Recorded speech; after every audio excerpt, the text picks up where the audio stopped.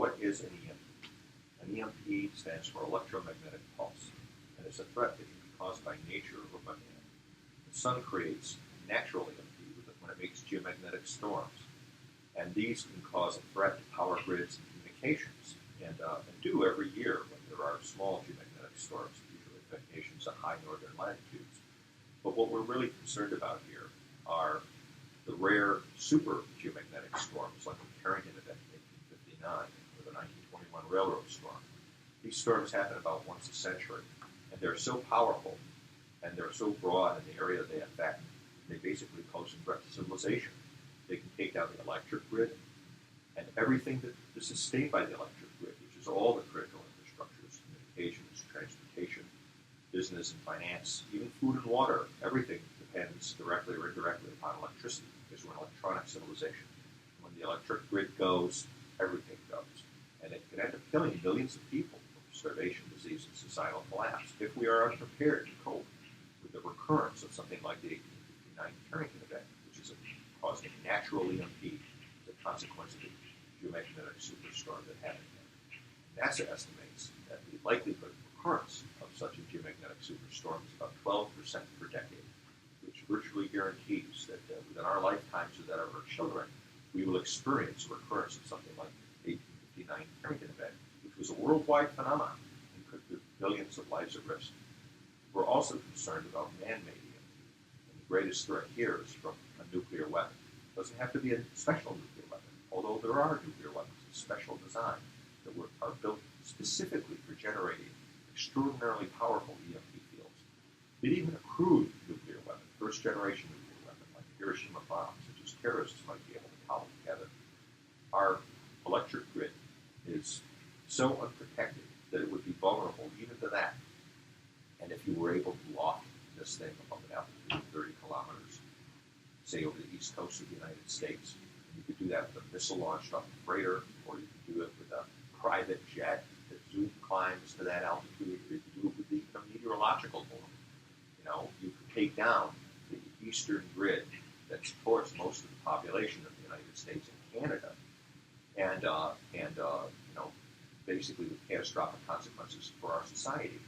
And it does things, nuclear EMP does some things that natural EMP doesn't do, because it has several waves to it. And some of these waves are very short, so they can couple into smaller electronics than the natural EMP wave, like the personal computer on your desk, like cars. And so cars can be stopped by a nuclear EMP. The personal computer would be directly fried. SCADA systems, these are supervisory control and data acquisition systems. They're small computers that run everything, the way water flows through a pipe, the way natural gas flows through pipelines. They regulate the way oil refineries work, and these things would fail. You'd end up having nuclear reactors are regulated by SCADAs, and you have catastrophic industrial accidents, things like nuclear reactor meltdowns and things of that sort that would result. So some of those, those things could also happen in a nuclear reactor meltdown, by the way, from the natural EMP from the sun too, because when a nuclear reactor goes into blackout, is on a grid that's blacked out, just like happened in Fukushima, Japan. When its emergency batteries run out, the nuclear fuel rods, basically can't be cooled. They go, we call it Fukushima now, going Fukushima. That happened from a tidal wave that took out the electric grid and caused a localized blackout. Imagine if in the United States and Canada that have over 100 nuclear reactors, they had grid-wide failure as a result of a geomagnetic superstorm, or as a result of a nuclear EMP attack. All those nuclear reactors are at risk, and they are just one example of the things that can go wrong. Another thing where nuclear EMP is a greater immediate threat than the natural EMP is the airplanes. Because the pulses can couple into the electronics in aircraft. And at any given moment, there's over 1,000 airliners carrying about 500,000 people in the skies over the United States and Canada. And many of these could come crashing down and become missiles and people, repairs that are in them. So these are examples of the worst case scenarios when we're talking about natural EMP from the sun, man-made EMP from a nuclear weapon. That even a terrorist who could get hold of a nuclear weapon can pose a threat like this. Even the Houthis, for example, in Yemen, have demonstrated the capability to launch Scud missiles they killed the chief of the Saudi Arabian Air Force last summer by a successful Scud strike on King Khalid Air Force Base. If those guys got their hands on a nuclear weapon, it could be lofted by a Scud. You could put it in a freighter and do exactly the kind of an attack I'm talking about. So non-state actors, even primitives like the Houthis, could pose this kind of threat. The last kind of man-made EMP threat I want to talk about is the non-nuclear EMP, so-called radio frequency weapons. These can be built out of common parts that you find in an electronics store. There are devices that can be purchased that are intended to be used as weapons, but they could be used that way. They could be misused that way. They're called EMP simulators, and some of them are as small as a suitcase. In fact, there's one that's advertised as an EMP suitcase, and anybody could use. You could learn to use this. One person could use this. So we've arrived at a place now. The lethal radius of a non-nuclear radio frequency weapon is much shorter than anything that would happen from the sun or from a nuclear weapon. It's usually less than a kilometer. Nonetheless, that's enough so that if an individual had one of these, he could put it in the trunk of his car, he could drive to an extra high voltage transformer substation outside of the city, and put that whole city in the blackout. If you had a team of terrorists working together, 9 people, and they could figure out which of the 9 key transformer substations. There was a study that was leaked to the Wall Street Journal a couple of years ago that was done by the U.S. Federal Energy Regulatory Commission that warned that out of the 2,000 extra high voltage transformer substations in the North American grid, there's 9 key substations.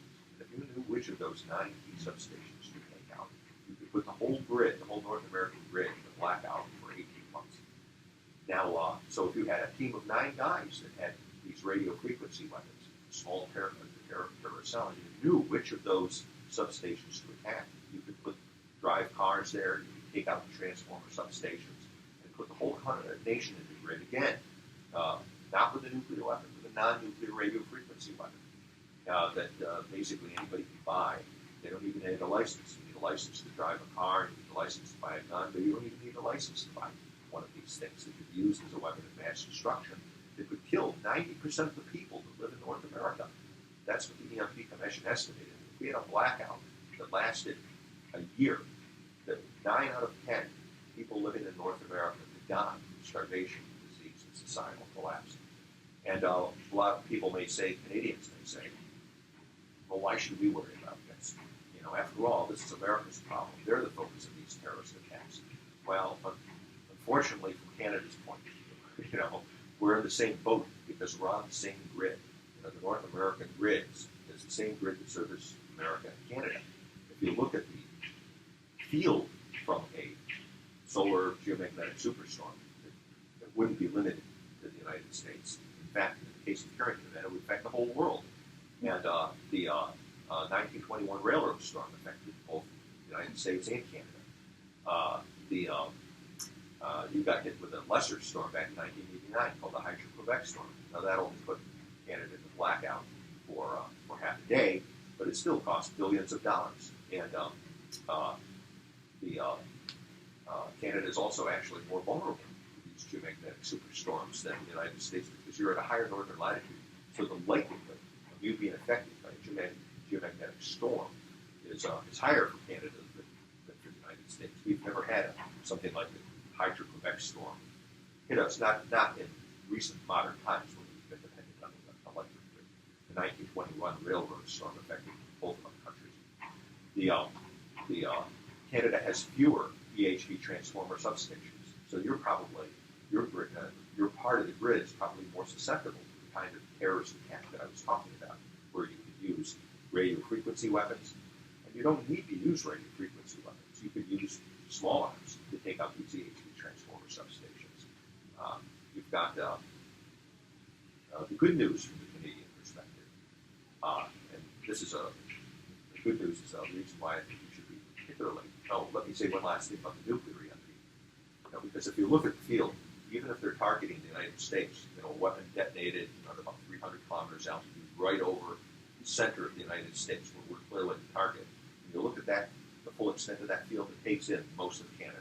So even if you're not considered the bad guy, the collateral damage is going to be almost all of Canada from an attack on the U.S. But they might not want to just attack the U.S. There are many scenarios where I can envision Canada, as being either accidentally or deliberately being the target. For instance, in a situation where Iran or North Korea might be launching, or some other country might be launching a nuclear missile and we have to intercept the warhead, the bad guys are likely to salvage fuse that warhead so that if it does get intercepted, wherever it gets intercepted, it's going to detonate at high altitude, causing EMP. So at least they can get the benefit of the EMP out of it. And if you look at, where the National Missile Defense is located, well, they're located up in Alaska. And the warheads that are going to come over at us from Eurasia are going to have to cross over Canada or near Canada someplace. Even one coming out over the North Atlantic, like on the trajectory from Iran.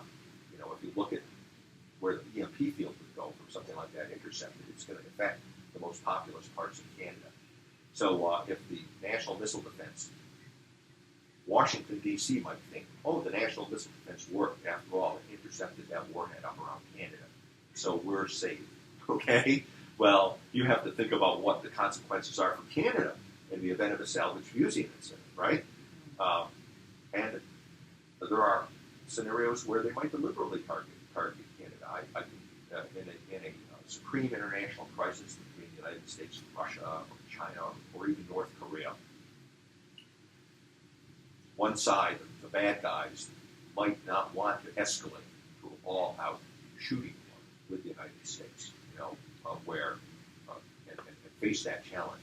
They might want to do something short of that to get us to back off, to demonstrate their political resolve and their willingness to go through with it, by basically making it a limited demonstration strike on Canada, to show, hey, we're serious, okay? What is the president going to do?